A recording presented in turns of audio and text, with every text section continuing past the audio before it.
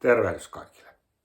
Tänään ajattelin puhua teille muutaman sadan uuspakanuudesta ja etenkin kaikkein nopeiten leviävästä uuspakanuuden muodosta eli vikasta.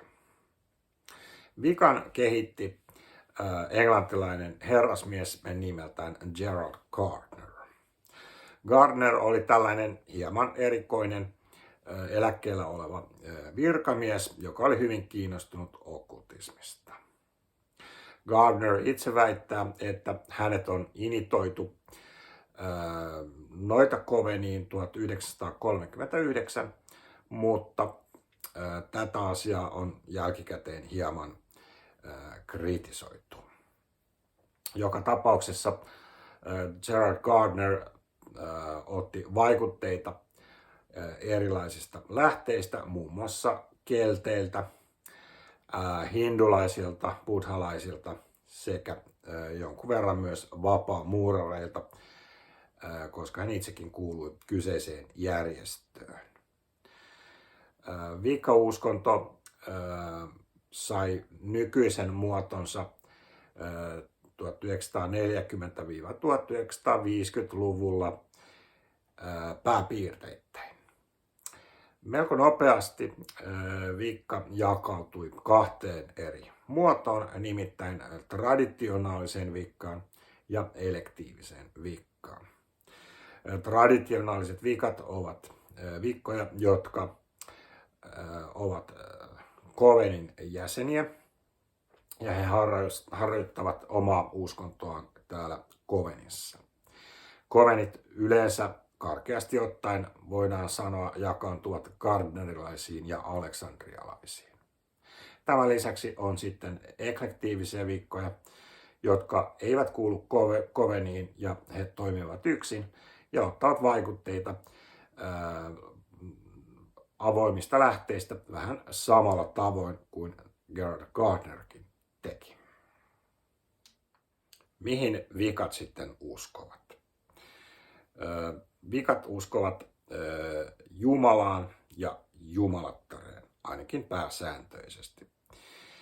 Jumala voi olla nimeltään esimerkiksi sarvipää ja jumalatar voi olla esimerkiksi nimeltään vaikka äiti maa. Mitä sitten tulee viikkojen etiikkaan, niin heillä on yksi eettinen perussääntö, joka kuuluu näin. Tee mitä haluat, mutta älä vahingoita ketään. Vikat noudattavat myös yleensä kolminkertaisuuden lakia, joka tarkoittaa sitä, että kaikki energia, jonka lähetät universumiin, tulee takaisin sinulle kolminkertaisena. Niin hyvä kuin pahakin. Joten vikan kannattaa olla aika kiltti.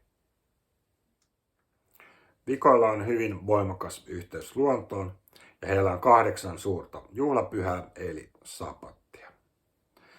Samhain on juhla, jota vietetään Halloweenin aikaan. Se on 3. sadonkorjuujuhla. Imbolc on juhla, jota vietetään kynttilänpäivänä. Se on 1. kevään juhlista. Beltane on juhla, jota vietetään vappuna ja se on 3. kevään juhla. Sitten Luna tai Lamas on 1. sadonkorjuujuhla. Juule on juhla, jota vikat viettävät talvipäivän seisauksen aikaan eli jouluna. Litha puolestaan on kesäpäivän seisausjuhla, jota vietetään juhannuksen aikoihin. Ostara on kevätpäivän seisauksen aikaan vietettävä 2. kevään juhlista. Ja Meibon on syyspäivän tasauksen aikaan vietettävä 2. sadonkorjuujuhla.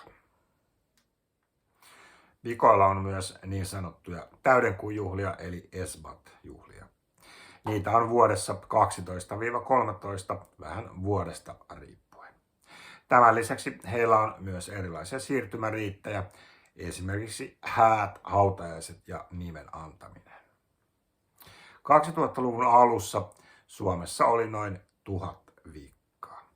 Viikalla ei ole Suomessa uskonnon asemaa. Tässä kaikki tällä kertaa. So mote be.